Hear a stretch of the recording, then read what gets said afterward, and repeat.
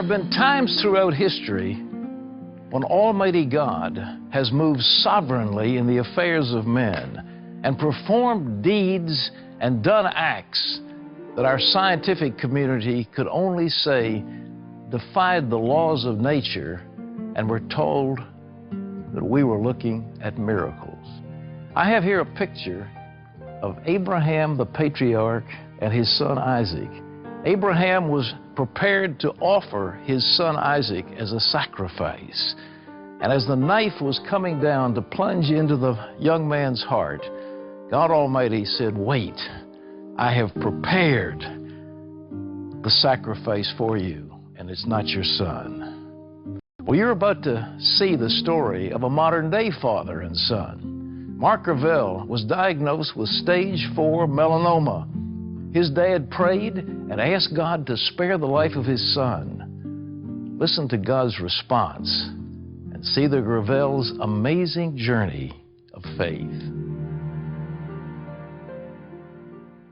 18 months was what he thought that I would continue to live before the disease came back, before it remanifested and I had to go through the whole process again.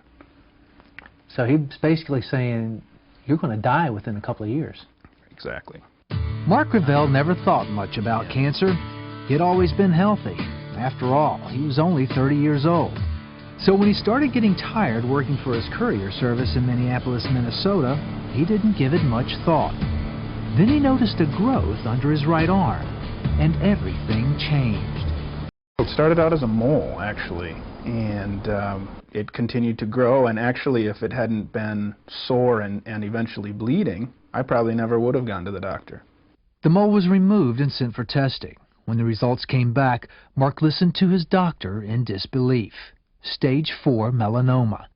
Just to hear that the pathology report came back and the growth was malignant, even just to hear that was devastating. The news got worse. Further tests revealed that the cancer had spread to Mark's liver, spleen, and his bones. It was so advanced, even modern science had little to offer. Because I had waited so long to even go into the doctor, it was so far spread that their treatment options, almost all the treatment options, were experimental.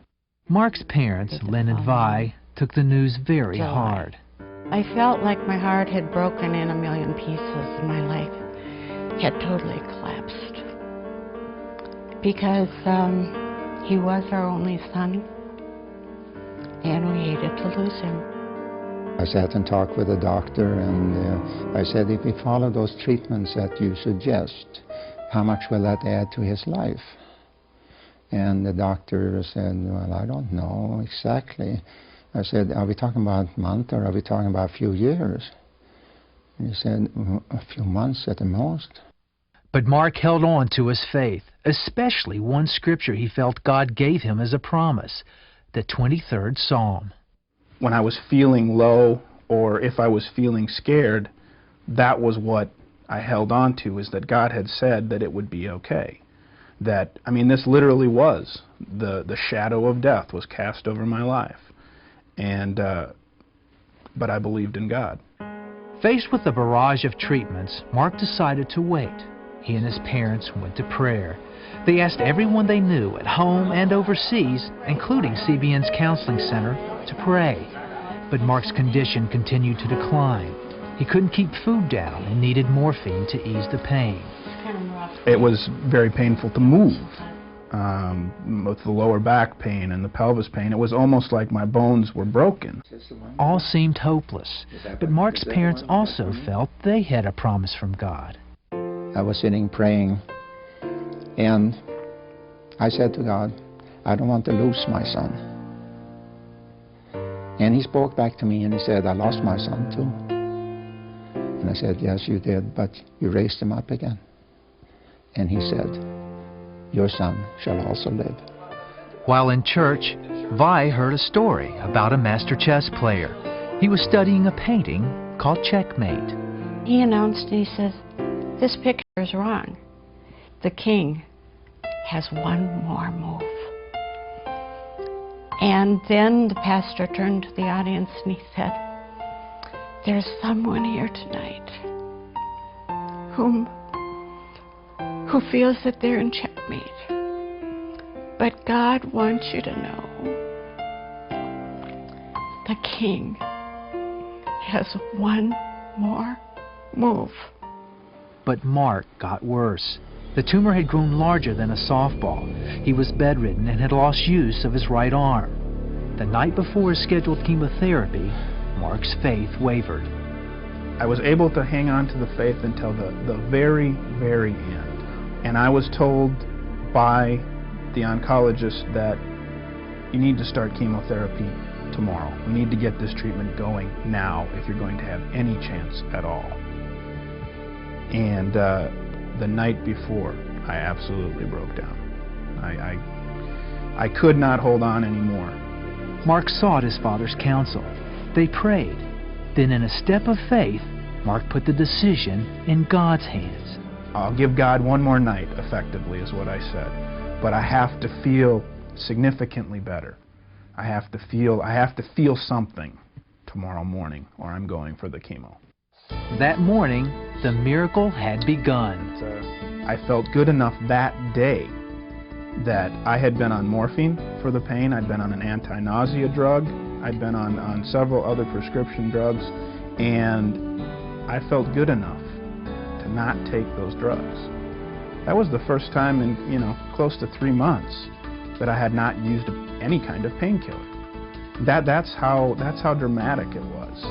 That same week, he attended a prayer service where God put the finishing touches on Mark's healing. The pain totally disappeared from the bones, almost immediately. And then he was able to go home and eat, and for the first time in 6 weeks, completely hold everything down.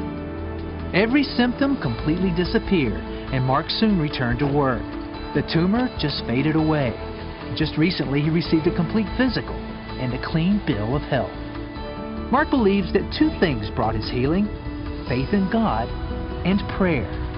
That was the critical turning point, is when I came to the end within myself, and I had to go that one step further. And God saw that, and He honored that faith. But in terms of the power of prayer, I mean, it does move mountains, because I came up against a big mountain in my life, and it was removed and cast. Mark Gravel learned the lesson that prayer moves mountains. The family in our next story encountered a mountain so great in their lives that it caused their whole world to stop. When the Knup's baby boy was diagnosed with inoperable cancer, God sent an angel with a promise, and that made all the difference in a desperate situation, totally out of their control. When they told us don't plan his first birthday, they were being honest. As babies go, 8-month-old Logan Knupp was a doll. Always smiling, Logan's parents and big brother Tyler couldn't have loved him more. So when Logan's eyes began to cross, the Knupps weren't concerned until doctors delivered the devastating news. When you're first told that news, and it's a cancerous tumor and all this, your mind automatically says cancer, he's going to die. I mean, it's just natural. But even as they waited for doctors to tell them about the next day's surgery, an amazing series of events began to unfold. The first came in the form of a stranger at their hospital room door. I didn't see a face. It was just an outline. And all I heard was, "You're going to see a miracle." What do you think it was? Oh, I know it was an angel. Because, it was all this, it was just bright light. And it was just, you couldn't see a face. Yeah, and I know it just wasn't, my imagination. The next day, the surgeon removed a golf ball-sized tumor from Logan's brain. And they found something else. The tumor had spread. The diagnosis, a metastatic tumor known as a glioma. This is Dr. Regina Jakacki. This large mass is the tumor. You can see it best coating the brainstem here, where this white is coating, this thick white coating the front part of the brainstem. The following day, doctors did another MRI and learned the tumor spanned the entire length of Logan's spinal cord. So the whole cord is fat. Normally there's dark around the entire outside of the cord, and then you see this white lumpy stuff in front surrounding the cord going all the way down, and that's all tumor. The news of an inoperable tumor on the spine pushed Lisa and Alan over the edge. That was worse than the first night? Yeah, it was. And I can remember, I have 3 older brothers, and they were in the hallway, and they just held me up, and they cried with me. I felt like the walls just caved in. I hit rock bottom. It's like the whole world just stopped.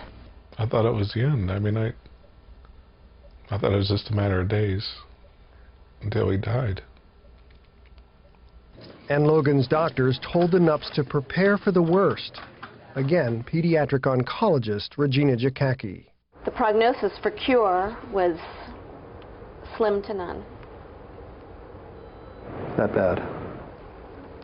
The prognosis is very bad when you have a young child whose tumor has spread and where you can't use radiation therapy without damaging the brain to the point that it's not worth doing it.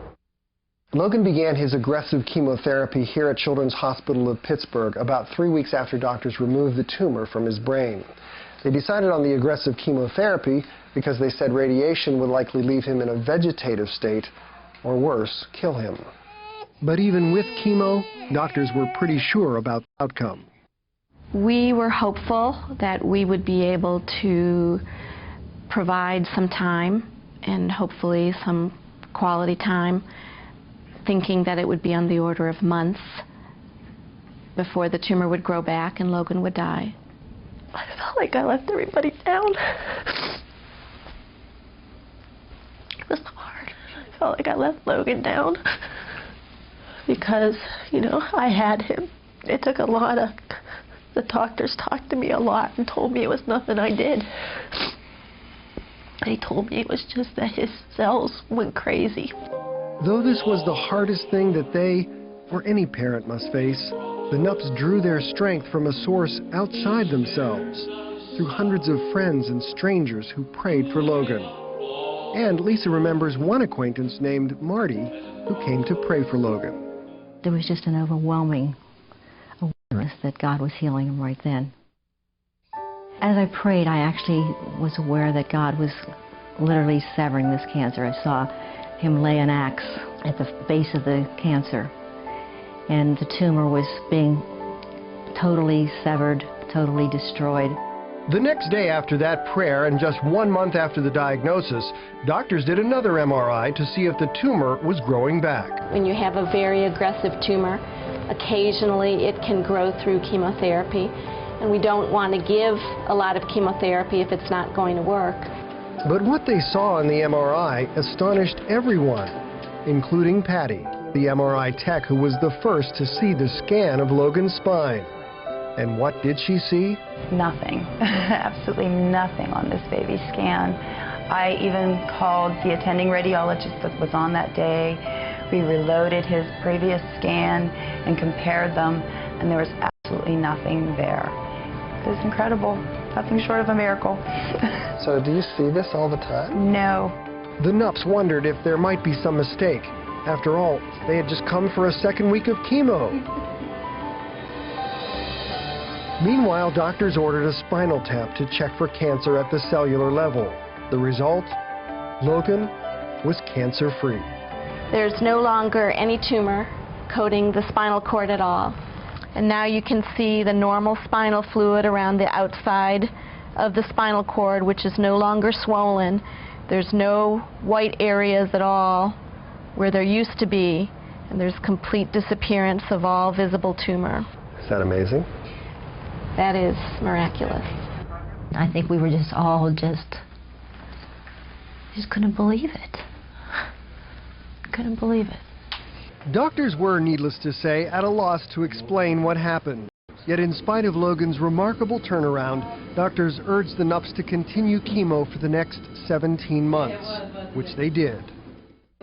Recently, Logan celebrated his 7th birthday, and he's been cancer-free for more than 6 years. Lisa and Alan did get to watch him take his first steps, and recently, he made this amazing play on his first grade basketball team.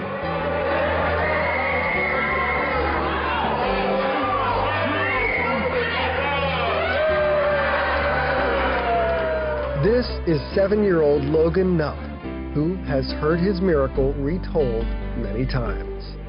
I was sick a lot, and I used to be in the hospital a lot. And do you know why you were in the hospital? Do you know what you had? Brain tumor. Something wonderful happened to you, didn't it? What happened? God healed me. God healed you? Yeah. I would consider Logan's case a miracle with a capital M. Oh, I believe in miracles. Oh, yes.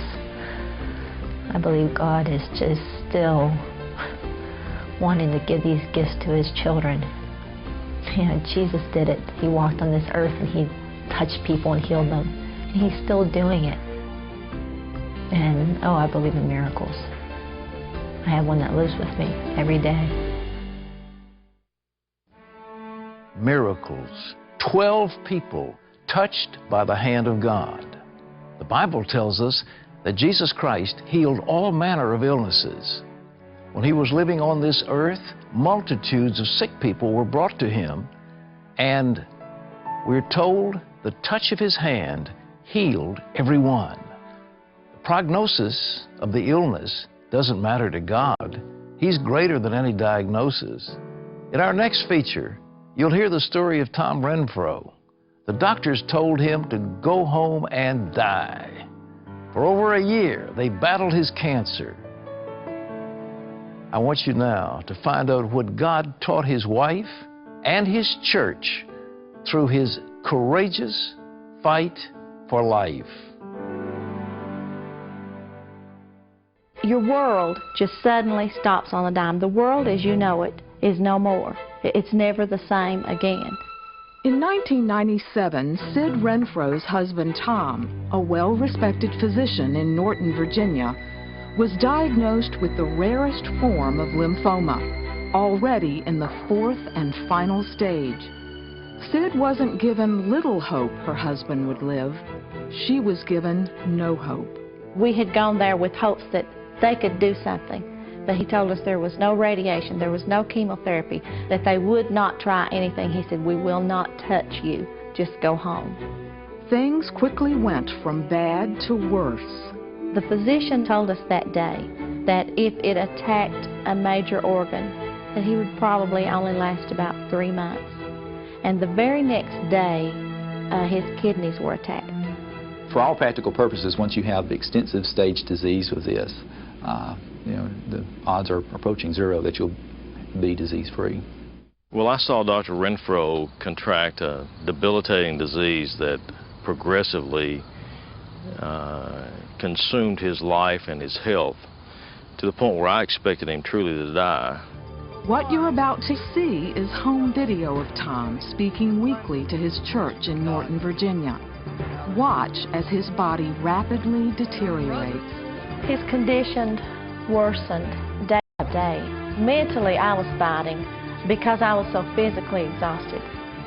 He began to spit up blood. When this started happening, it was just like the clock was ticking. And his physicians did not think that he would live. He's been attacking my body now for almost a year. For over a year, he's been attacking my body. Today is the day that you need to take time to thank God for the very blessings of your life. Yes. When you get like me, there's not going to be time. But perhaps the most heart-wrenching part of his ordeal were the grotesque tumors that grew all over his body. You could just almost watch the tumors grow. They just went from marble size to golf ball size to finally like apple size on his neck. He was just totally at everyone's mercy. He could do nothing for himself, nothing. Doctors gave Tom 0 chance of living the next few weeks. Sid held fast to the one source that gave her strength and pulled her through each day, her faith in Jesus Christ. And although she wanted God to heal Tom, it was apparent that God was about to walk her through the loss of a loved one. She knew it was the end, but had one nagging question. God, where are you? Where are you? Do you see us? And you know He does. But when it goes on day after day and week and month, you just think, God, where are you? The answer to Sid's question was that God was right there. We'd like to show you another side of Tom Renfro's seemingly inevitable story of death. And this side includes a small Virginia congregation that would not give up. They prayed 40 days and 40 nights. They took 2 days off for a weekend, and they went back into prayer for 40 days. And I would call and I'd say, he's struggling to breathe. He's so sick. His fever's so high. His kidneys have failed. And they would begin to pray with me and stand with me in faith. Sid witnessed the most powerful intercession she'd ever seen. He had several thousand patients, and they were all praying, and he was just well known in our community. And we had contacted religious groups, such as the 700 Club. We knew that people around the world were praying for us, and that was a strength to us many times when our own strength was waning. In a last-ditch effort to give Tom a few more weeks, chemotherapy was administered. It was only to prolong Tom's life through Christmas. But a miracle unfolded. The tumors melted away. Gone. No more cancer. Occasionally, you see things you don't have good explanations for. His first round of chemotherapy, we were seeing responses in a matter of hours where these lymph nodes were shrinking. I've never seen a response like this before. It was a rather dramatic experience. I felt that Tom was miraculously cured, and that through his faith, God worked in his life to preserve his life for his good. After 2 weeks, Tom stood in front of the congregation that had prayed him home. I want you to understand that this is a true miracle. This is what you have been praying for. And I can't get it across. I don't have the words to express to you what is in my heart and what God has done for me. You are looking at a true miracle of God. A few months later, he headed to Israel to be baptized in the Jordan River.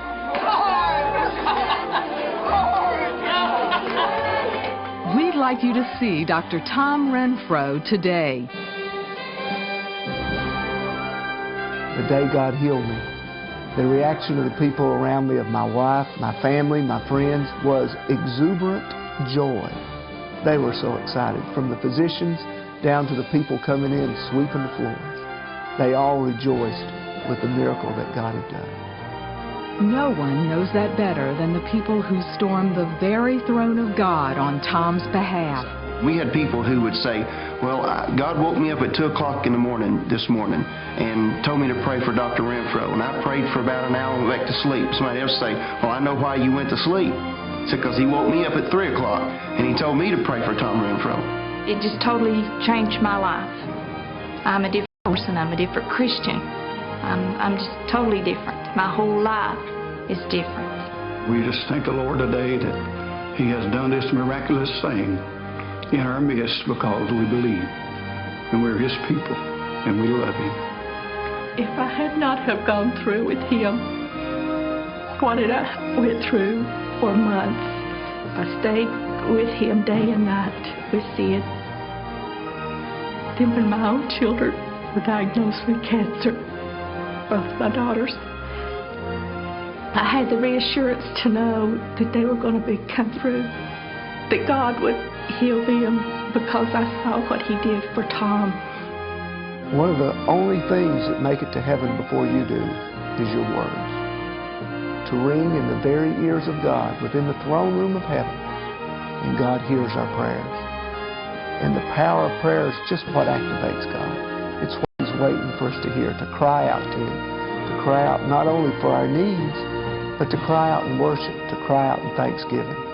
to tell God that He's God and that we trust and love Him. Miracles happen today. Doctors can't understand why, except to say that was miraculous. As Tom said, God hears our prayers, and they activate His power. Now you're going to see the story of Marlene, who from birth had been crippled with cerebral palsy. She never realized that God wanted to heal her until the day she cried out to Him in desperation. And then she saw the tremendous transforming power of God working dramatically in her life. At an age when other children were enjoying life's innocent moments, Marlene Kleps had to face its cruelest tortures. Weighing less than 2 pounds at birth, she developed cerebral palsy, which left her crippled. At a public school, this wasn't easy. Not very many playmates. I mean, because what could you go do, or, you know, who could you go spend the night with? This wasn't the only tragedy wrenching young Marlene. When she was a year old, her parents died in a motorcycle accident.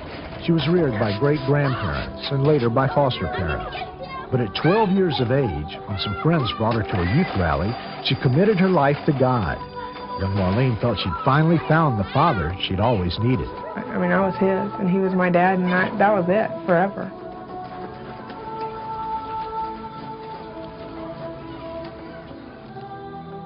I just thought that if I was born with cerebral palsy, I must be born with it because God created me that way. I didn't realize He wanted people healed, you know. I didn't realize He wanted good things for everyone, you know.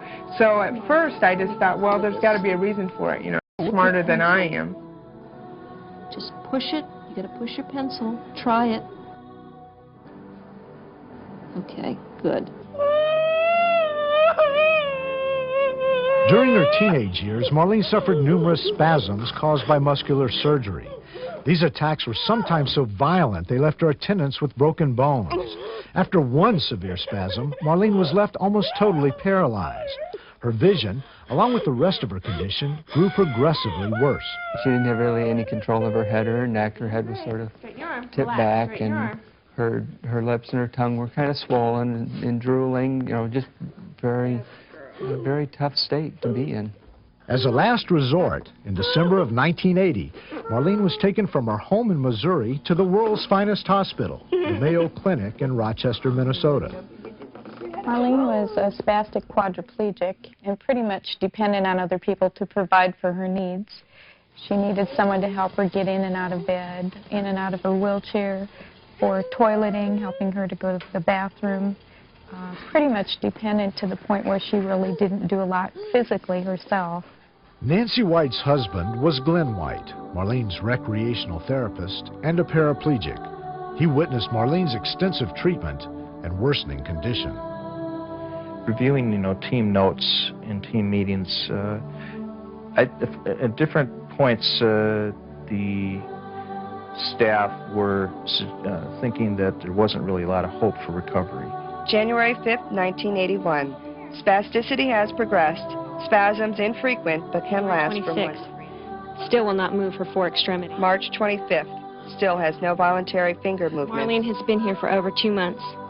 Finances from her estate are practically depleted at this time. Patient will be discharged in approximately 2 weeks period of time unless there has been significant progress.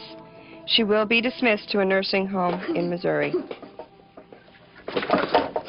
Being sent to a nursing home was Marlene's greatest fear.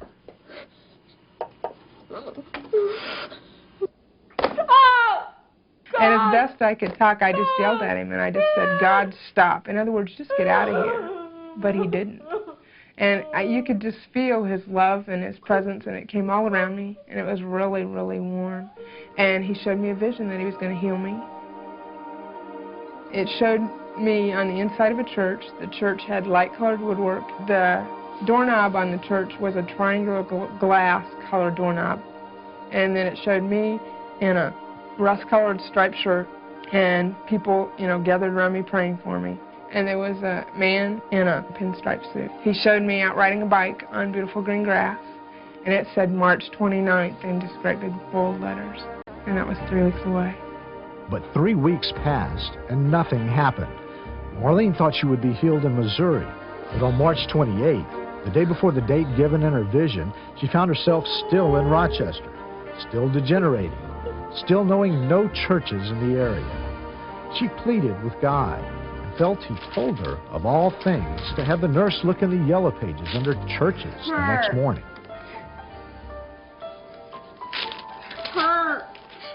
And I just, kept saying, yellow pages only, like that, over and over, and she went and got them. And started flipping through them, and it glowed off the page. It said, Open Bible, Scott Emerson, and a phone number.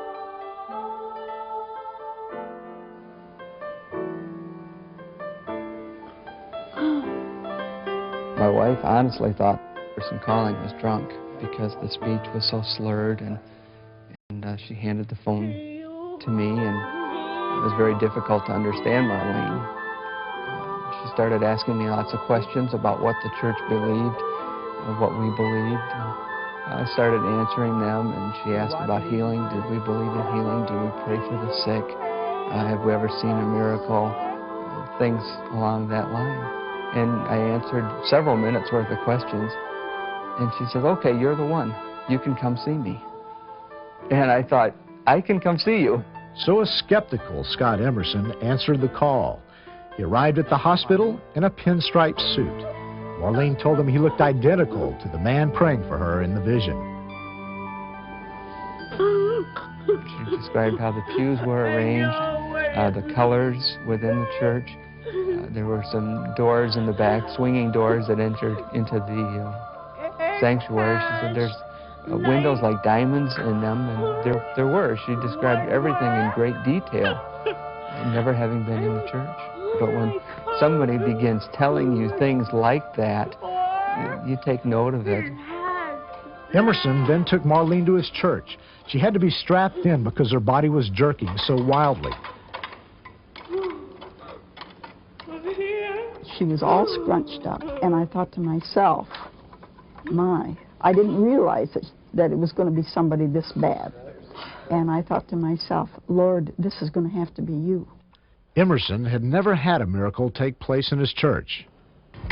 I've never really prayed this way before, but we're going to believe that the Lord's going to heal you from the top of your head to the tips of your toes. They gathered around me to pray, and he said, I don't know how to pray. But he asked God to heal me from the top of my head to the tips of my toes. And then they asked if I wanted to stand up on faith.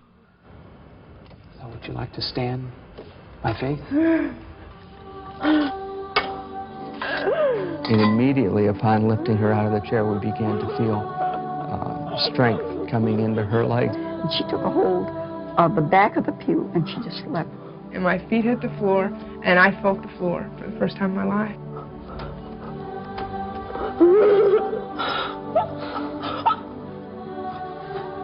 Her knees and her toes pointed together. Everything was pointed in. But with each step that she took, they started to straighten out. As her toes and her knees straightened out and she got stronger and stronger, she took a few steps on her own and then was literally running around the church.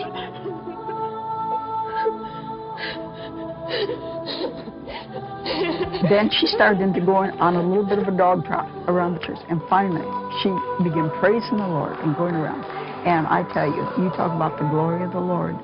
We just shouted. The presence of the Lord was so real. Real enough for another miracle that night for the small congregation of 7.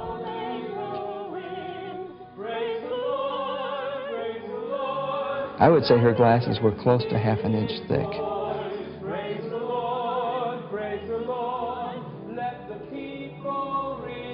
And my eyes got really warm, and God told me to take off the glasses, and when I did, my vision was perfect. And give him the glory, great things he hath done. All of a sudden, she put her glasses aside. I don't need these anymore, and you could understand her. Nobody. I was there. Nobody could tell me that was anything but the Lord. After church, Marlene wanted to do something she'd never been able to do, hold and eat an ice cream cone. At the ice cream parlor, they saw her therapist. I was surprised because one of those people I saw was Marlene, and she wasn't wasn't using a wheelchair. She was walking, and I just couldn't believe it. Marlene's return to the hospital caused quite a reaction. The time from when she had left to when she came back was probably a 2-hour period at max, and it was quite a dramatic difference to see her return walking. The Mayo doctors needed only to discharge Marlene to her home in Missouri. From the hospital records, you returned to the rehabilitation unit that evening walking, something you'd never done since your admission to the unit. And when I saw you back at the clinic some weeks later, you'd improved even more, and all signs of previous abnormality were gone. You were able to walk perfectly normal, and your eyesight had improved so much that you did not need to wear spectacles. We were all very thrilled and happy with the outcome of your condition. Marlene's life has been normal now for 15 years. She's attended Missouri Wesleyan College and traveled through the Midwest sharing her amazing story. It's much easier to do things now like arranging flowers in her floral shop. And oh yes, she enjoys riding her bike through the countryside, just as she'd seen in her vision years before. I was in a desperate situation, and there was no place else to go but to Jesus Christ with my life. And here I am. I'm healed. I'm normal. There's nothing that I can't do. I mean, that everyone else does. I've always believed in the power of God, and I've read the Bible stories, but we were seeing a Bible story in action. Something right out of the book of Acts, like the lame man that Peter and John said, "Silver and gold have I none, but such as I have give I thee. In the name of Jesus Christ, get up and walk." And the Bible says the man went walking and leaping and praising God. We were seeing that happen, not something 2,000 years ago, but something that day, 1981.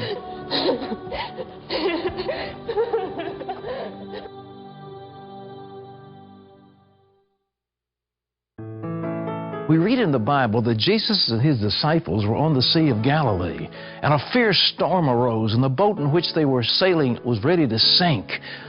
And they cried out to him, and Jesus arose, and he rebuked the sea, and he rebuked the wind, and it was calm. And his disciples said, "What manner of man is this, that even the wind and the sea obey him?" Well, just as Jesus was a refuge from the storm for his disciples, he still controls the wind and waves today. Kim, the lady in our next story, experienced that power during a tornado from 50 feet in the air in her minivan. Watch her amazing story about God's protective love. Kim Bernhardt is a loving single mom with a playful 4-year-old son named Evan. One day while running errands around town, Kim says the skies grew strangely dark. Kim and Evan came face to face with a level 3 tornado. At first, I accelerated really hard when it first hit us, thinking, oh, I'm going to drive out of this. I can get out of this. And I couldn't. I was just stuck. Kim desperately tried to get to her church, but the twister was already upon her, and it would not let her turn into the church parking lot. We should have been killed upon the impact. It just picked us up and carried us. And then we start being raised up more, being swept more, turning, and then I see us going up more and more to where we're up towards the top of the houses, where I'm looking down to the side and seeing houses just literally being sucked apart. I saw, the shingles flying off, saw the roofs just totally been taken off. Kim had no idea how dangerously high in the air they were. Candace Shelton was an eyewitness that fateful afternoon. She says that Kim's van was about 50 feet in the air over power lines. She saw a white van flying in the air from her second floor window. Things were blowing around everywhere, and then there's a telephone pole over here, and I saw a white van that was up in the air above the telephone pole. And it was just as if you take like a little toy car and you set it in your hand and you hold it up in the air. It was just like someone had it held in the palm of their hand. In the midst of her unbelievable ordeal, Kim's thoughts were focused solely on the safety of her son. The darkest moment was when I looked back at Evan and I thought, And that thought of what if I live and Evan is killed? And I imagined his head being mutilated by debris. I remember loosening my seatbelt, and the next thing I knew, I was embracing him, telling him that God's with us. Then Kim began praying a familiar prayer while she was shielding her son on the floor of their van. When I went above that house and was praying the Lord's Prayer, and right when I was at the part, thy will be done on earth as it is in heaven, this other overwhelming need thought came to my mind. Oh no, I don't think I put the van in park. I reached up and put the van in park, and I got right back down over Evan, and it's like the van is still, you know, going sideways and moving around, and I'm like, why did I do that? I couldn't understand why I thought putting the van in park was going to help in a tornado. Suddenly, their incredible flight in the Twister ended. The van landed gently on the ground. Kim was stunned.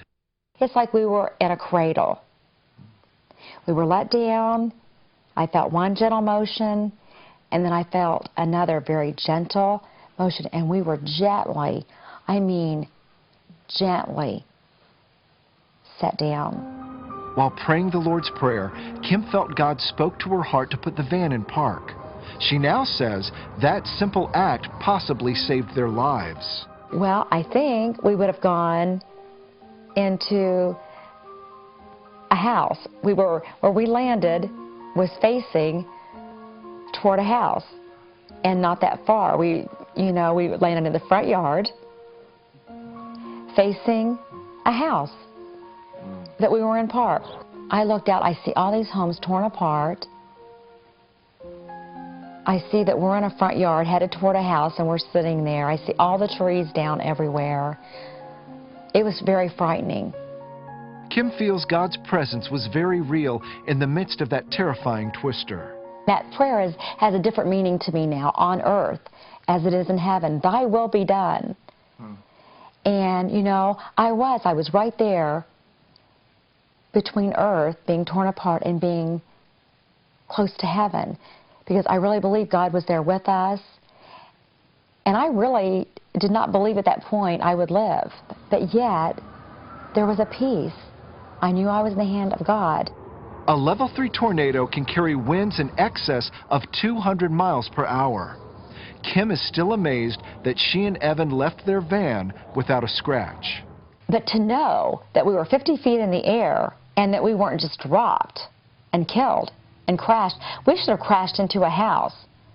I got onto the internet and I found a car back in the 40s that had landed in a man's living room and was killed. You know, and we were just feet from landing in a living room. Kim says she learned some strong spiritual lessons in the midst of this powerful storm. He loves us so much, and I never felt it more than I felt it in that tornado. And in that verse where it said, God is in the whirlwind. He was in the whirlwind. He was with us. And I feel like he proved his love to me. I know he did it a long time ago on the cross, but he showed me that day how much he loved me. Yes, God is in the whirlwind, but he's in the wildfires too. His protection is greater than any force on earth. Bill Walton saw the wildfires advance toward his home. His prayers and the prayers of a group of small children were all that stood between his home and the 2,000-degree flames of a raging forest fire. The fire department reported that his house had already been destroyed. But whose report would prove true? 12 touched by the hand of God. You're standing up on top of this ridge looking down at where your house, you know, is situated. You know it's down in that area and you can't see anything but smoke and flames. The fire was still 15 miles away when Bill Walton first saw smoke rising over the ridge of his 80-acre ranch Chera, Colorado. We dialed 911 when we first noticed it and spotted it, and then we actually, after that, called the fire department. And they were aware of it and actually had a crew. There was a crew on top fighting it at that time. And their answer to us was that there was really no danger to the house, that everything was under control. And we were told several times that there was no danger to the house, and that we really didn't have anything to worry about. The house was far enough away, it was in a safe location. Because of the ridge, what we had heard was that they actually believed that the ridge, once it hit the ridge, it would go out anyway if it did get that far. So we were in no danger. But Bill felt differently. As I was tying my shoes, for work, I just felt God speak to me and said, Bill, you need to evacuate. You need to get everything out of the house.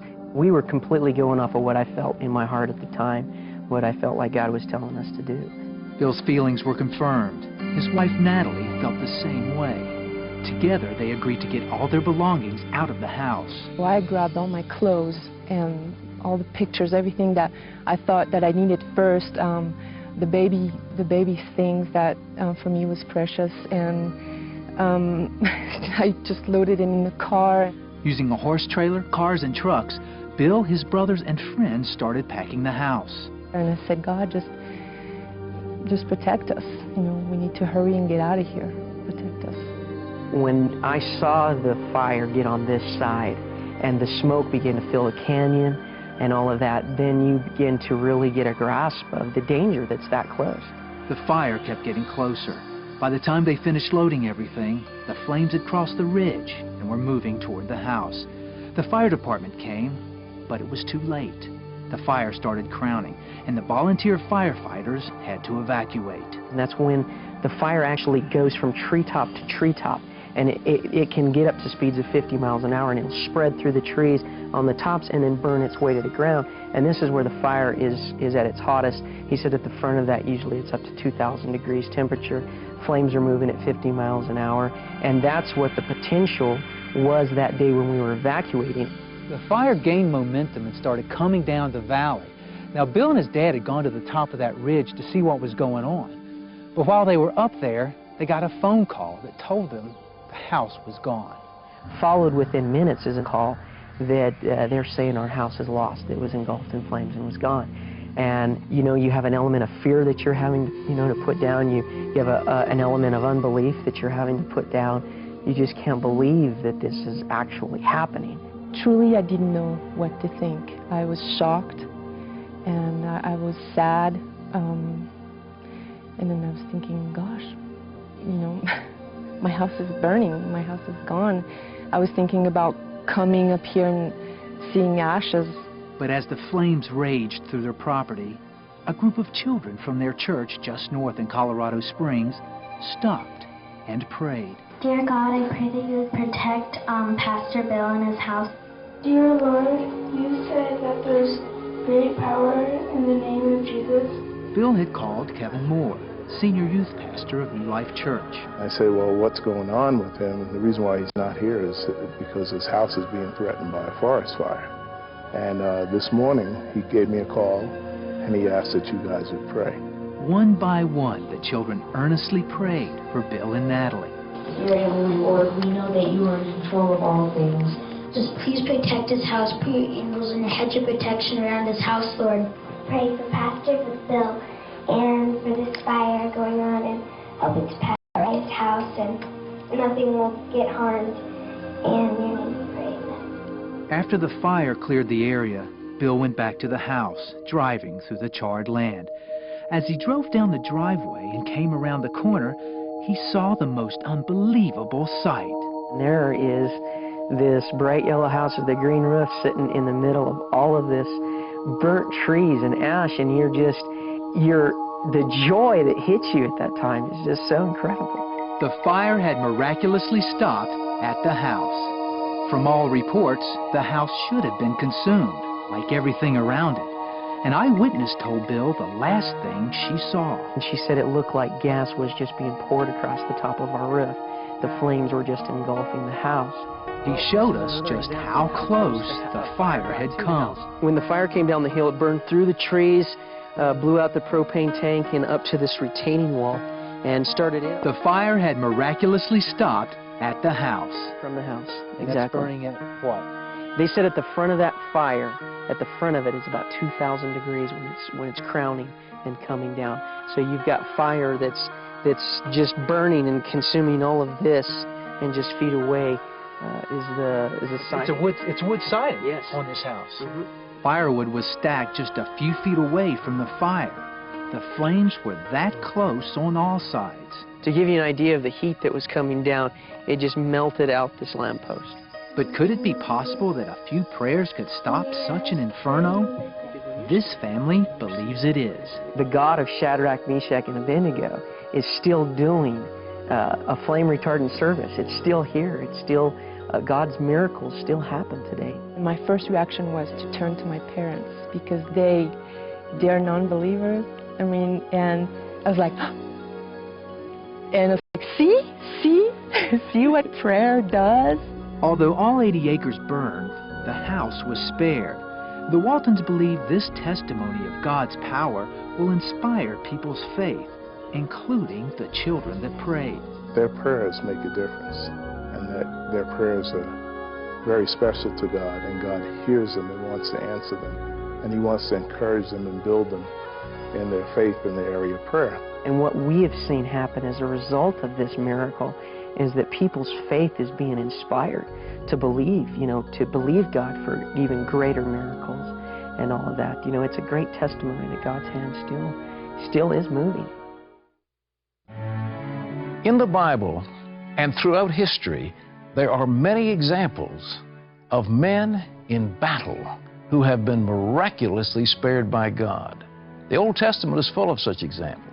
And we have seen it in the American Revolution, where God spared a whole army.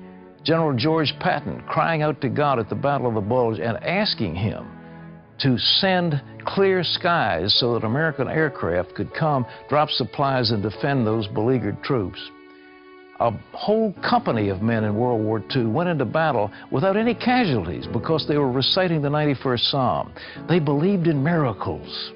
And now our country is locked in a war of attrition against vicious terrorist enemies.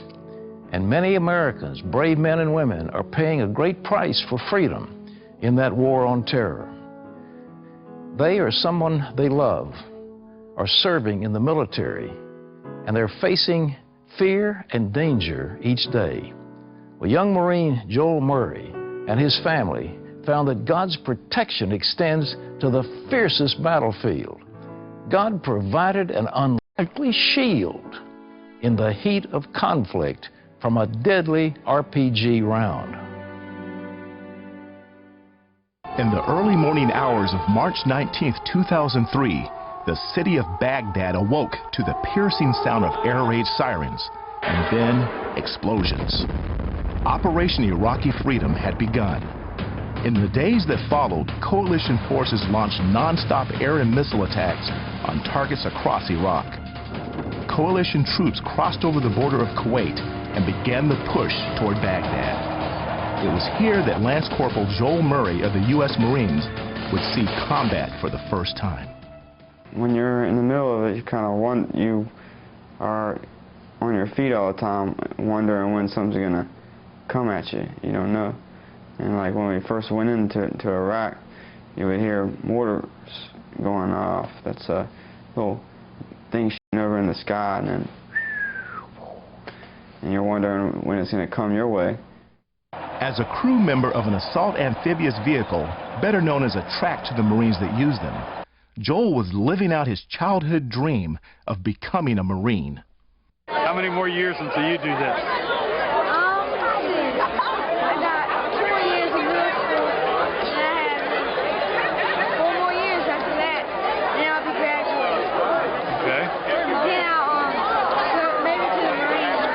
Come to your graduation? Yep. You're going to go with me? I'm going to go with the Marines. You going to keep that? That's what I'll be looking like. When I saw, a Marine as someone that people respect and honored, they're the toughest people and most respected of all military branches. So I thought that would be something for me. Living up the Marine Corps motto of Semper Fidelis, or always faithful, Joel and the Marines of the 2nd Expeditionary Brigade were taking the fight to Saddam's doorstep. As they entered the city of Al-Naziriyah, the fighting intensified. Joel spotted a track that had been hit. He called out to God, whom he knew was always faithful too. When I saw the Amtrak going down the road and the back of it was down, and when it passed by, I realized that the whole back of it was blown up. I prayed there that nobody that I knew would have gotten hurt. I prayed that they'd be all right. Joel's father, Vernon, and stepmom, Jackie, knew that prayer support was vital to keeping their son and all the troops in Iraq safe. That's why they sent his picture to the 700 Club to be a part of Operation Prayer Shield. I was watching the 700 Club, and I saw the first day that they had Operation Prayer Shield. And I said, I've got to get my stepson's picture over there. Else, who apparently is in the Marines, I don't know what his rank is, but these are 2 of our servicemen, and we're going to be taking your loved ones and praying for that covering, the shelter of the Almighty. I thank God. I got tears in my eyes, and I said, I've got to call my husband. I've got to call Joel's dad and tell him, Joel's picture's on there. Millions of people will be praying for him. I was very, very struck emotionally by seeing my son on national television, and it just did something spiritually for me, and that made a really important difference in the way I dealt with the uncertainty of the war. God heard the prayers lifted up daily for the military men and women. In the middle of some of the most intense fighting in Iraq, God protected Joel and his crew in a miraculous